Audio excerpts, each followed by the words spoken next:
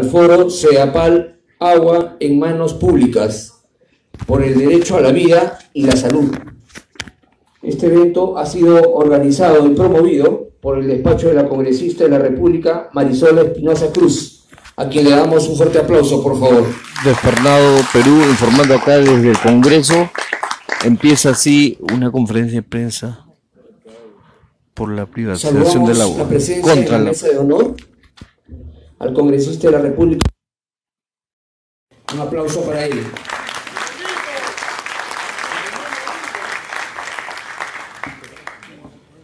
Al señor Javier Mujica, Perú Equidad. Un aplauso para él. Al señor Javier Lazo Valdivia, coordinador nacional del Foro Salud. Un aplauso para él.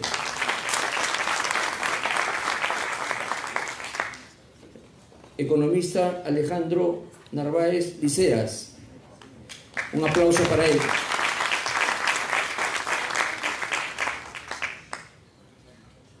Vamos a dar inicio al programa. Invitamos a la congresista de la República, Marisol Espinosa, para la palabra de bienvenida. La recibimos con un fuerte aplauso, por favor.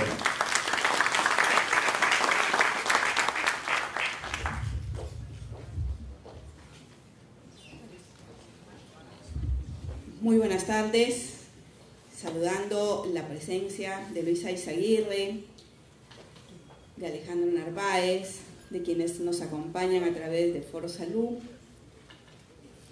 y también los miembros de CEDAPAL.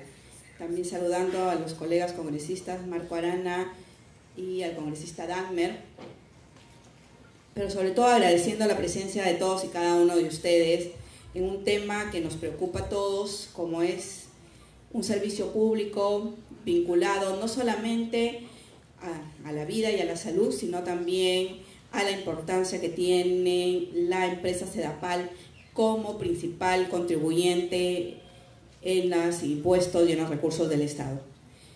Una preocupación que desde siempre hemos tenido, no desde ahora, sino ha sido un tema permanente: el derecho al agua.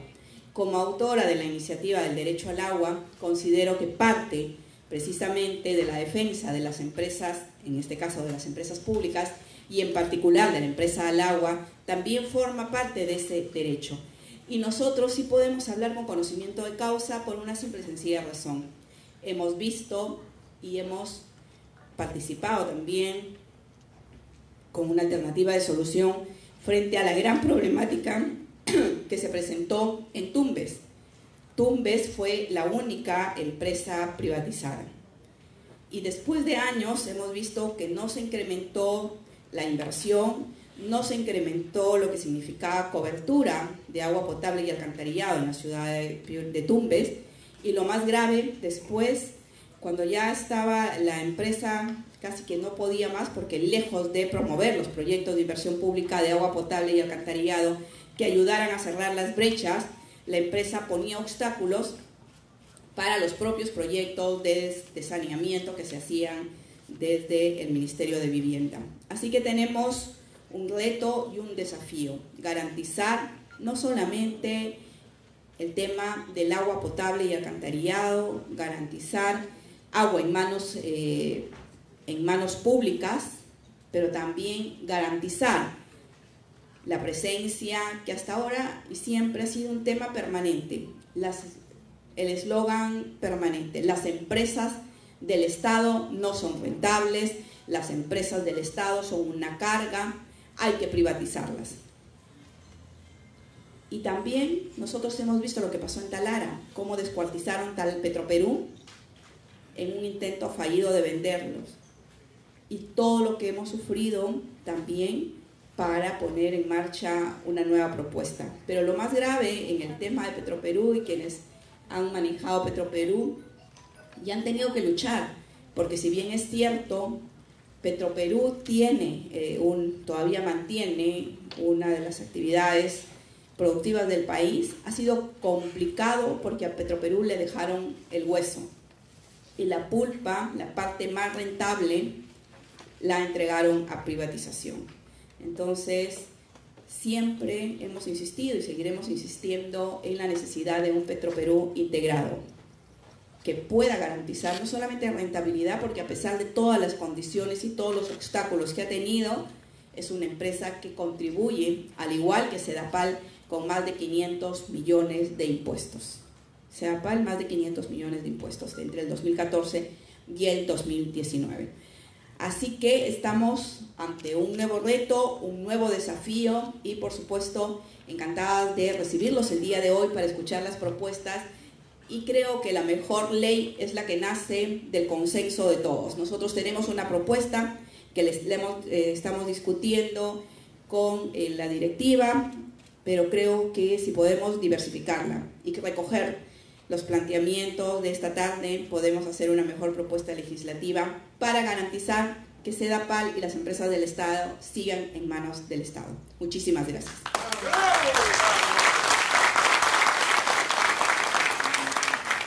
Agradecemos las palabras de la congresista de la República, Marisol Espinosa Cruz. A continuación, vamos a abordar el tema el derecho humano al agua y a la salud. Invitamos al expositor Javier Mujica para que nos hable y disierne sobre este tema.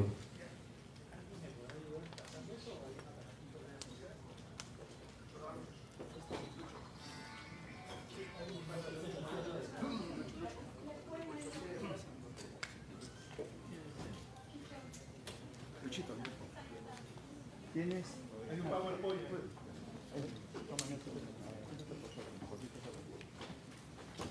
Bueno, muy buenas tardes a todas y a todos ustedes. ¿No se escucha? Aló. Muy buenas tardes a todas, a todos ustedes. Es un gran gusto poder compartir con todo este auditorio y con mis colegas de la mesa algunas reflexiones en voz alta en torno a la situación y las perspectivas del respeto al derecho humano al agua en nuestro país. En una entrevista que acabo de dar hace unos minutos, conversaba sobre las amenazas a este derecho. Estas amenazas no son amenazas potenciales, algo sobre lo que se puede especular, porque la violación del derecho humano al agua ya está ocurriendo en nuestro país, ocurre de manera sistemática y ocurre desde hace muchos años. Ocurre cuando el Estado no garantiza el acceso al agua de una importante cantidad de peruanas y peruanos en el país. Ocurre cuando el Estado no garantiza una gestión eficiente de las empresas públicas a cargo de la administración de este recurso y esas empresas pierden una cantidad sustancial del recurso por la obsolescencia de su infraestructura o por la mala gestión de los medios que se ponen al alcance de esta para servir a la población. Se viola el derecho al agua, naturalmente, cuando el Estado, promoviendo las industrias extractivas y la inversión privada, relativiza, disminuye los márgenes de protección medioambiental, cuando con la tolerancia o incluso con la complicidad del Estado se permite que empresas mineras, empresas petroleras, la industria forestal o incluso la minería ilegal comprometan la viabilidad de estas fuentes de agua y por tanto afecta los derechos de las personas que necesitamos de ese recurso vital, de ese recurso esencial para la vida ahora y el acceso a ese mismo recurso por las próximas generaciones. Entonces, no es que haya una amenaza respecto del derecho humano al agua en el país, sino que este derecho ya viene siendo violado y viene siendo violado de manera sistemática y muy intensamente. Y esto es grave porque, como se indica en la siguiente imagen, todo gira alrededor del agua. El mundo es agua. El cuerpo humano es agua. Y nosotros tenemos que la cantidad de agua disponible para el consumo y la supervivencia humana es muy limitada. El 97% del agua está en los mares y en los océanos. Y apenas un 3% se puede ubicar en otras fuentes, en la atmósfera, muy minoritariamente, en los lagos, en los ríos, en el agua subterránea, en la napa freática, en las nieves y los glaciares. Y el cambio climático generado por el hombre está destruyendo esas fuentes de agua, está contaminando esas fuentes de agua, en el mar, en la atmósfera, en los lagos, en los ríos, en la napa freática, en las nieves y los glaciares que están desapareciendo de la cordillera de los Andes en el Perú. Decía que del total del agua que hay en el mundo, apenas 3% no corresponde a la del mar y los océanos. El agua dulce es un 3%. De esa agua dulce tenemos que de la nieve, del hielo, de los glaciares, depende más o menos el 77%. Y apenas el 21.8% de la napa freática. Es decir, la disponibilidad de agua dulce es muy, muy reducida. Y la conclusión que uno puede sacar de esa constatación es que esa fuente de vida tan limitada tiene que ser preservada. Y tiene que ser preservada a toda costa. Siguiente. Y además, se tiene que preservar las condiciones de reproducción del agua, porque el agua es un recurso natural limitado, no ilimitado, limitado. Y en la medida en que es un recurso natural limitado, las fuentes de producción y reproducción del agua se tienen que cuidar en todo el ciclo vital que está compuesto por la naturaleza. Y eso no es lo que está ocurriendo, porque como ya había dicho, hay una intensa presión sobre el recurso que lo está contaminando, que está pervirtiendo las fuentes de agua, o que está, y esto tiene mucho que ver con la acción humana también, lo está amenazando con circunscribirlo a un acceso estratificado. Y ese es el tema de la privatización, de que no todo el mundo va a poder acceder al agua en las mismas condiciones. Siguiente, por favor. Contra esa mirada, eso es algo también que comentamos en esta entrevista, que es que ¿cuál es el problema con la gestión privada del recurso humano al agua? Que la gestión privada del recurso del agua es una gestión que pone por delante la conceptualización del agua como un bien económico, del cual se puede inferir lucro, una plusvalía, una ganancia. Pero todos sabemos, y vale la pena reiterarlo, que el agua es un bien social y cultural, indispensable para la vida. Y que cuando se antepone la finalidad del lucro en la gestión del recurso al agua, naturalmente eso va a producir consecuencias que tenemos que tener presentes.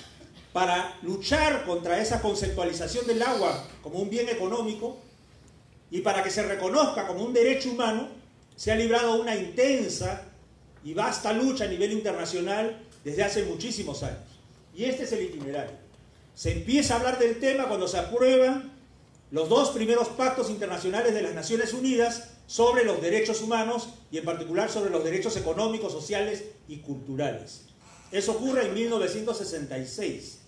Había transcurrido mucho tiempo desde que en 1948 se aprueba la Declaración Universal de los Derechos Humanos y se dice que todas las personas, ustedes y yo, tenemos derecho a un nivel de vida adecuado y que ese derecho a un nivel de vida adecuado incluye el derecho humano al agua, como incluye el derecho a la salud, como incluye el derecho a la alimentación, como incluye el derecho a una vivienda adecuada, como incluye el derecho al trabajo, etc. Derechos que sin el agua no sería posible ejercer. Y la razón de esto tiene que ver con la naturaleza de los derechos humanos, porque los derechos humanos son indivisibles e interdependientes. Para que uno pueda gozar de un derecho, hace falta que goce del otro, y viceversa. Son todos ellos indivisibles e interdependientes. Y entonces, desde este primer momento, en 1966, internacionalmente se lucha por posicionar el reconocimiento del derecho al agua como un derecho humano. Y entonces se produce la conferencia de Mar del Plata y luego se aprueba la convención para eliminar todas las formas de discriminación contra la mujer y se incluye, me parece que es en el artículo 14 de la convención, el derecho de la mujer al agua. Luego viene el Decenio Internacional sobre el agua potable y el saneamiento en los años 80 y 90 se aprueba la Convención de Derechos del Niño en 1989, también se incluye un artículo que me parece que es el 24, que habla del derecho de la niñez, infancia y la adolescencia al agua. Se produce la Cumbre de la Tierra en 1992, la Cumbre de Río de Janeiro, la cumbre que habla de la lucha contra el cambio climático y la protección del medio ambiente. Y luego, más tarde, ya acercándonos al presente, el año 2000, el Comité de Derechos Económicos, Sociales y Culturales introduce una primera mención al tema del derecho al agua en lo que se llama el Comentario General sobre el Derecho a la Salud. Porque todos los tratados internacionales de derechos humanos tienen un órgano que fiscaliza que se implemente lo que dice el tratado. De nada valdría una norma internacional que no tuviera alguien que se ocupara de que se cumpla. Y entonces esos tratados tienen un órgano. En el caso de los derechos económicos, sociales y culturales, ese órgano se llama el Comité de Derechos Económicos, Sociales y Culturales de las Naciones Unidas. Y estos comités tienen tres vías para hacer respetar esos derechos. En primer lugar, le toman cuentas a los estados que deben presentar informes periódicos sobre lo que han hecho o dejado de hacer respecto de todos los derechos contenidos en cada una de estas normas internacionales. En segundo lugar, pueden recibir denuncias. Todos ustedes y yo podemos quejarnos ante un comité de un tratado si se están violando los derechos humanos amparados por ese tratado. Y en tercer lugar, ese comité produce un instrumento que se llaman comentarios generales u observaciones generales, a través de los cuales estos órganos le explican a los estados cómo deben cumplir con sus obligaciones en relación con estos derechos. Aquí vale la pena mencionar que cuando se aprueba un tratado internacional de derechos humanos, se definen básicamente dos cosas. Una primera es a qué tenemos derecho, valga la redundancia. ¿Qué derechos y libertades están protegidos por el tratado? Y un derecho no es solamente el título del derecho, el derecho a la salud no es solo no estar enfermo. El derecho a la salud tiene una serie de contenidos que es importante conocerlos para poder reclamarlos.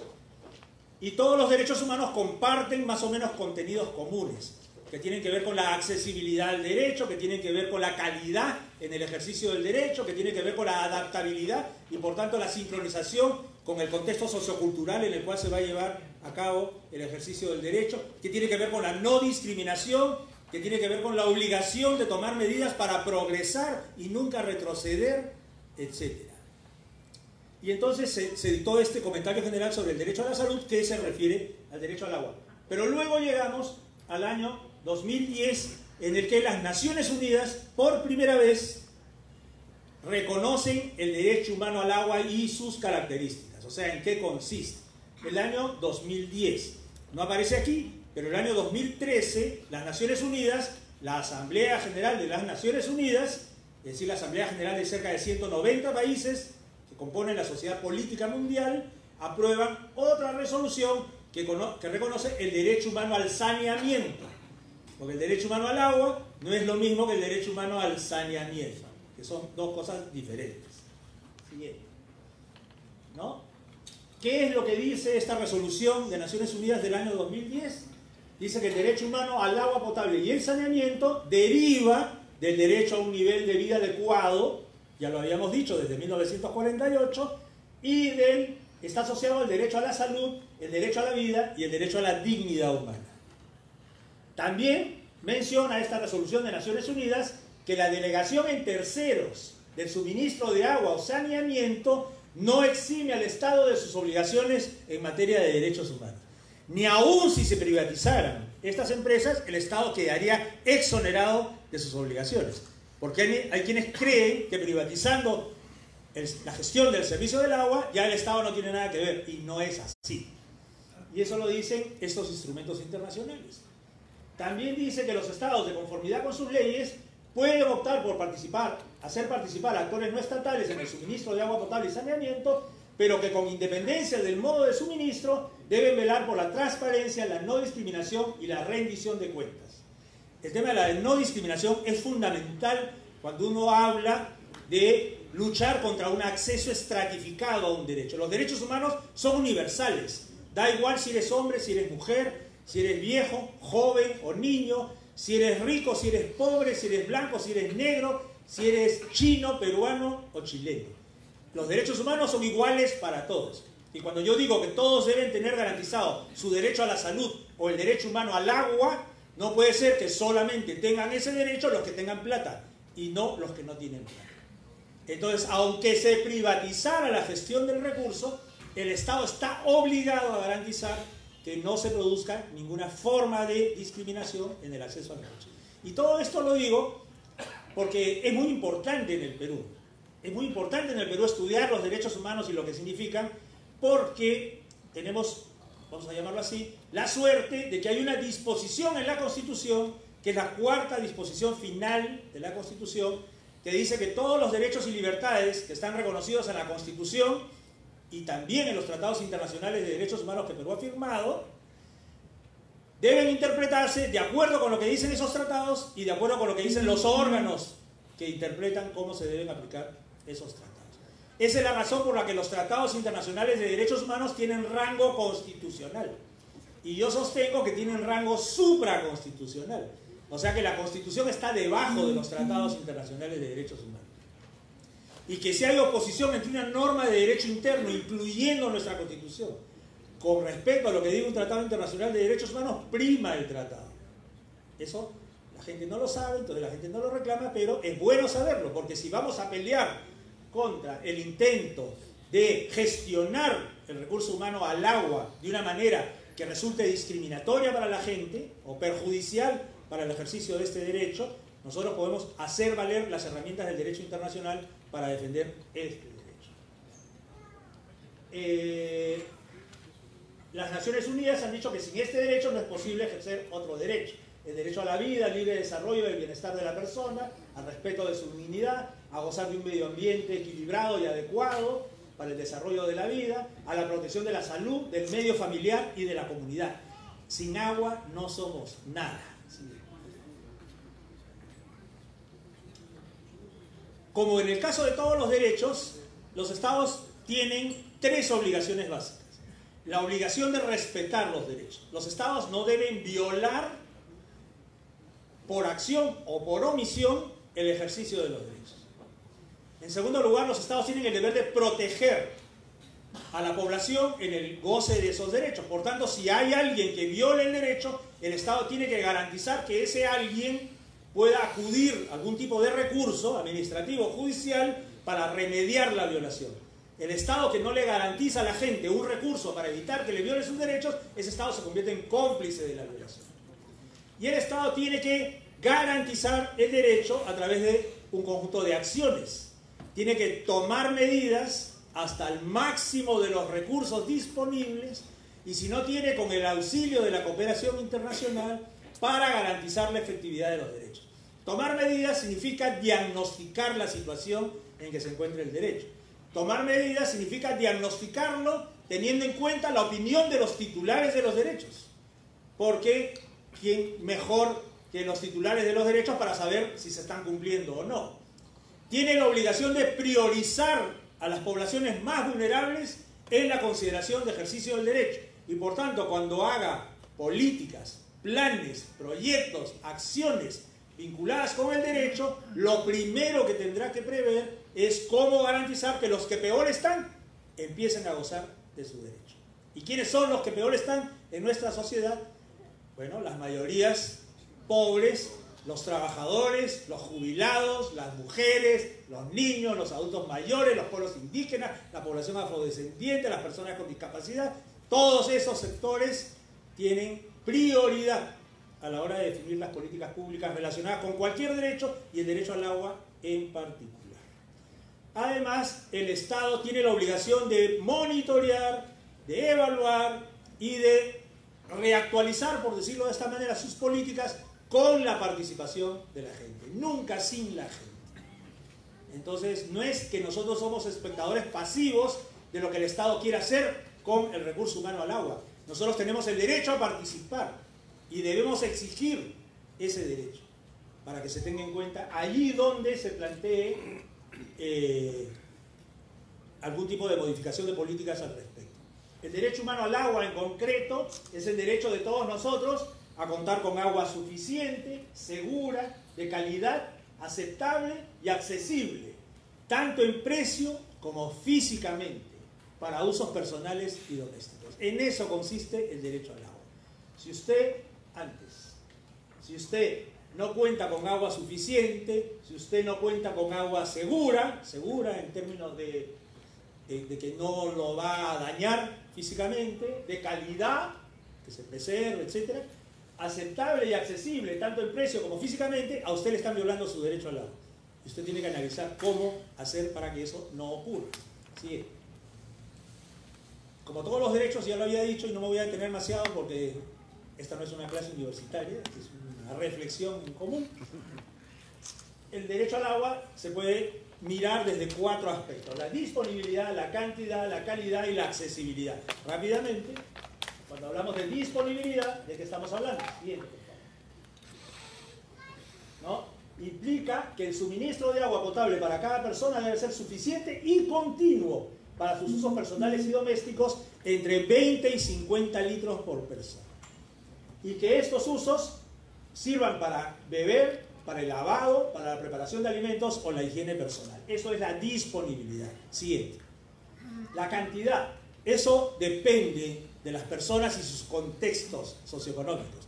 La Organización Mundial de la Salud, la OMS, ha definido unos criterios, unos estándares para saber cuánta cantidad específicamente le correspondería a uno como derecho, más que como una expectativa. Y hay el reconocimiento de que algunas personas y grupos pueden requerir recursos adicionales, no como la media. ¿Sí? En cuanto a la calidad, esto implica que el agua que consumimos esté libre de microorganismos, sustancias químicas o radiológicas que constituyan una amenaza para la salud de las personas. El agua tiene que ser de color, olor y sabor aceptables para cada uso personal y doméstico. O sea, esto es lo que ustedes pueden reclamar. Siguiente. La accesibilidad implica que el agua y sus servicios conexos deben ser accesibles para cualquiera, ya sea o que estén a 30 minutos de distancia o máximo a 1 kilómetro de distancia. Yo siempre pongo el ejemplo cuando hablo de los derechos humanos en general y del derecho a la salud en particular, lo que pasó en Taucamarca, Cusco. Ustedes se recordarán que allí 27 niños, me parece que fueron, se murieron intoxicados por un desayuno escolar que estaba contaminado por DDT, por un agroquímico. Esos niños se hubieran salvado si hubiera habido una posta de salud cerca, a 1 kilómetro o a menos de 30 minutos, porque les hacen un lavado gástrico y ya está. Pero no había ninguna posta de salud, ni a 1 kilómetro, ni a 2, ni a 10, ni nada. Y se murieron. ¿No es cierto? Ese es el problema cuando no se tiene en mente lo que supone la accesibilidad en el acceso a los recursos para ejercer los derechos. ¿Sí? La accesibilidad habla de 4 cosas. El acceso físico, ya hemos hablado, en términos de distancia y de tiempo. En segundo lugar, el acceso económico, que es que el recurso no puede estar grabado por un costo que lo aleje del acceso de la persona. O sea, se privatiza. Estaba leyendo hace poco experiencias de privatización de empresas de agua en Francia, en España, en Inglaterra. Bueno, en menos de 10 años los precios se duplicaron o triplicaron. Y hay personas que no tienen cómo costear ese acceso. Que se dupliquen o tripliquen no es un problema si el Estado establece mecanismos de subsidio, si el Estado establece otro tipo de medidas para garantizar una compensación que permita que las personas no se vean afectadas por esa elevación de los precios. Pero cuando el Estado privatiza y se retira y se desentiende, y cuando la empresa privatizada cree que el Estado no tiene nada que ver en el asunto, ahí estamos mal. Porque ahí sí se va a producir, con toda seguridad, una violación del derecho humano al agua en su dimensión de acceso económico. Además, un acceso sin discriminación, que está relacionado con lo anterior, y un acceso informado. Siguiente. El derecho humano al saneamiento, que estaba antes, y yo decía, antes de esto, que decía que es diferente del derecho humano al agua, tiene que ver con, no, eso es con los costos económicos. Pase. El derecho humano al saneamiento es el derecho de toda persona a disponer de un sistema para la recogida, transporte, tratamiento, eliminación y reutilización de los excrementos humanos y la correspondiente promoción de la higiene. Esta es la idea básica del derecho humano al saneamiento. Siguiente. En términos de disponibilidad, accesibilidad, calidad, etc., ya lo había mencionado, todos los derechos comparten esas dimensiones. Hablamos de la existencia de un número suficiente de instalaciones de saneamiento en el interior o en las inmediaciones de cada hogar, institución educativa o de salud, así como en los lugares de trabajo y de acceso público. Eso es el saneamiento entendido cabalmente. Siguiente. Accesibilidad física, posibilidad de llegar sin riesgos hasta esas instalaciones y poder usarlas durante 24 horas. Asequibilidad es el acceso económico. Una cosa asequible es una cosa al acceso de mi bolsillo, en castellano. Entonces el servicio de saneamiento, incluyendo la construcción, vaciado, mantenimiento de las instalaciones, así como el tratamiento y la eliminación de materia fecal, se ofrece a un precio que sea asequible para todas las personas sin comprometer la posibilidad de ejercer los demás derechos. O sea, que no te gastes toda tu plata en eso, sino que tengas la posibilidad de equilibradamente atender otras necesidades humanas propias de nuestra existencia. Aunque los estados cuentan con un margen de apreciación, o sea, una libertad para elegir las medidas que van a plantearse a este respecto, siempre debe considerar que si es que los precios suben, el Estado intervenga a través de la reducción de las tarifas, otorgando subvenciones o incluso a través de desarrollos tecnológicos que redunden en una mayor eficacia y también, por supuesto, en el abaratamiento de los costos. Siguiente. O sea, podemos retroceder una y pensar que si las empresas de agua del Perú en este momento están desfinanciadas, porque eso es lo que se dice a veces como justificación para privatizarlas o promover su privatización, esto, por ejemplo, es parte de lo que el Estado podía considerar para evitar esa opción. ¿Sí? Todos los derechos humanos se deben poner a disposición de las personas de acuerdo a sus patrones culturales. Si yo vivo en la sierra y soy mujer y voy a dar a luz, mis patrones, o en la Amazonía, mis patrones culturales que he recibido de mis ancestros hablan de una forma de traer a la vida a los hijos. Pero en la costa o en la cultura occidental esa es otra manera. Entonces no tiene ningún sentido que yo le imponga el patrón occidental de la costa a toda la población del Perú como si esto fuera uniforme, porque eso viola su derecho a la aceptabilidad en el disfrute del derecho. De cualquier derecho, y en este caso del derecho humano al agua. ¿Sí? Varios países de América ya constitucionalizaron el derecho al agua. Uruguay, Bolivia, Ecuador. El agua es un recurso natural esencial para la vida, el acceso al agua potable y el acceso al saneamiento son derechos humanos fundamentales. En Bolivia, el derecho humano al agua es fundamental e irrenunciable. El agua constituye patrimonio nacional estratégico de uso público. Ahí no se va a privatizar jamás. Inalienable, imprescriptible, inembargable y esencial para la vida. En Ecuador, el agua constituye un derecho fundamentalísimo para la vida, en el marco de la soberanía del pueblo. El Estado promoverá el uso y acceso al agua sobre la base de principios de solidaridad, complementariedad, reciprocidad, equidad, diversidad y sustentabilidad. No lucro. No lucro. Esta debe ser nuestra meta. Aquí hay que cambiar. Creo que podía decir muchas cosas más de detalle y quizás con una connotación más técnica al respecto, pero creo que este marco medio introductorio puede servirnos para pensar cómo encarar la problemática que estamos enfrentando frente a este empeño por privatizar las empresas de agua en el país.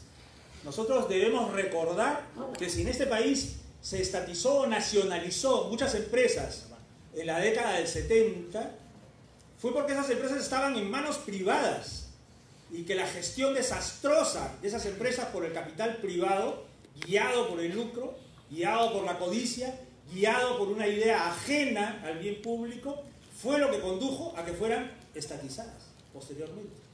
Y luego hemos vivido durante el fujimorismo un proceso de regreso, de reprivatización de lo que ya había sido privado antes, ¿no?